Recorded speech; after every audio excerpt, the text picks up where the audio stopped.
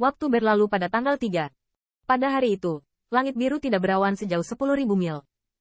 Banyak siluet telah muncul di jalanan sejak sinar matahari pertama memecah kegelapan dan mengalir ke kota besar ini. Hari ini, toko-toko di Tianyuan Xiancheng dibuka lebih awal dari sebelumnya. Di pagi hari, jalan-jalan komersial pusat dipenuhi siluet. Intensitasnya sangat panas sehingga bisa dibandingkan dengan hari-hari Tianyuan Xiancheng. Dan tempat yang paling ramai tidak diragukan lagi adalah toko 100 pemenang dari keluarga Ni. Namun, toko 100 menang saat ini tidak seperti dulu lagi. Meski masih megah, plakat di atasnya sudah diganti dengan Flying Chamber of Commerce. Melihat 4 karakter besar, ada ekspresi yang agak aneh di wajah penonton yang tak terhitung jumlahnya, dan transfer 4 kemenangan bukanlah rahasia. Mereka benar-benar tidak bisa dipahami. Bahkan jika mereka duduk di sebuah toko di kawasan emas seperti itu, sepertinya kualifikasinya disebut kamar dagang. Mungkinkah bocah itu juga berencana membuka kamar dagang? Kamar dagang tidak jarang di benua asal surgawi, tetapi kamar dagang yang dapat memasuki kota-kota inti seperti Tianyuan Xiancheng sangat jarang. Hanya beberapa konsorsium wakilnya yang memenuhi syarat untuk berpartisipasi dalam hal ini. Kantor. Seiring waktu, siluet dengan cepat memenuhi kamar dagang Feilo. Jalan yang sangat lebar ini menjadi padat.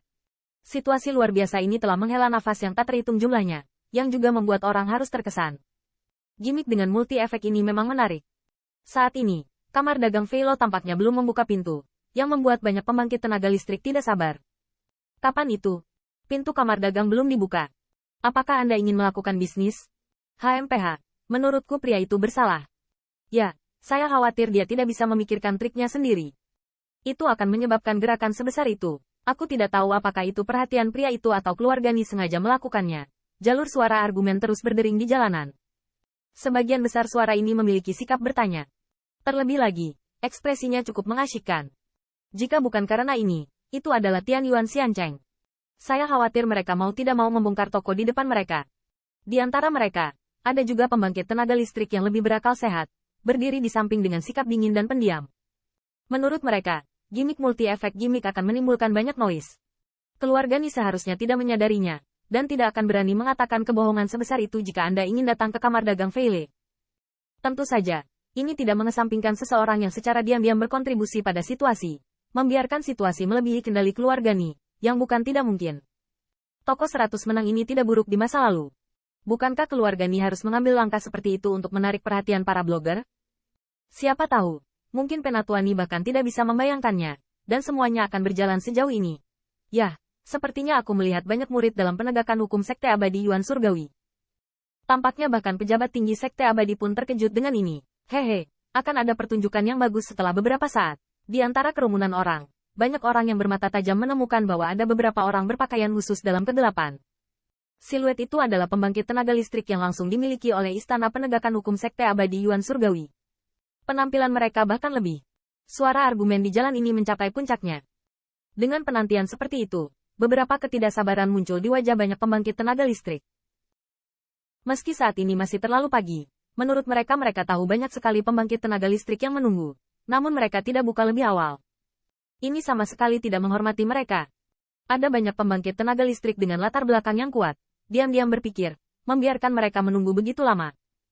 Setelah mereka mengungkap desas-desus, apakah mereka ingin turun dan menjadikan apa yang disebut kamar dagang Feilo dan keluarga Ni ini terkenal?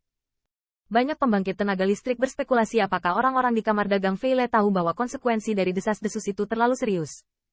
Ketika mereka melarikan diri karena ketakutan, suara di kejauhan tiba-tiba menjadi sangat sunyi.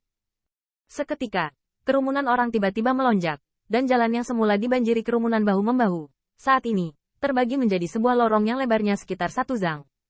Di ujung jalur aliran ini, beberapa siluet datang perlahan.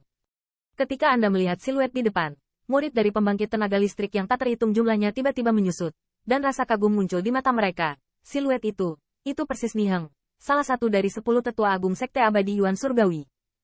Di belakang Ni Heng, Ni Yuntian dan Qin Yichen berdiri berdampingan. Salah satunya adalah salah satu keturunan paling menonjol dari keluarga Ni, dan yang lainnya adalah pemuda paling mempesona dari 10.000 benua etnis. Di hadapan cahaya yang tak terhitung jumlahnya, mereka tidak memiliki ketakutan sedikit pun. Sebaliknya, mereka berdua mengikuti Ni Heng dengan tenang. Mereka tampaknya tidak ditutupi oleh halo pembentuk, dan pembangkit tenaga listrik yang tak terhitung jumlahnya tampak diam-diam. Ketika melihat Ni Yuntian berjalan berdampingan, momentumnya bahkan tidak kalah dengan Qin Yichen-nya. Pembangkit tenaga listrik yang tak terhitung jumlahnya akhirnya mulai mengerti mengapa keluarga Ni bersedia memberikan 100 kemenangan kepada pemuda ini, jika ini tidak sengaja dirilis oleh Ni. Keluarga Ho, itu pasti investasi. Di belakang ketiganya adalah pemuda yang lebih menonjol dari keluarga Ni, seperti Ni Yang. Momentum yang dibawa oleh seluruh kelompok benar-benar meredam suara keras di jalanan. Kerumunan asli berubah saat ini. Itu sangat sunyi. Wajah pembangkit tenaga listrik yang tak terhitung jumlahnya penuh dengan kekaguman dan kecemburuan. Di bawah mata cahaya yang tak terhitung jumlahnya, seluruh kelompok yang dipimpin oleh Nihang perlahan melewati kerumunan dan langsung menuju ke depan kamar dagang.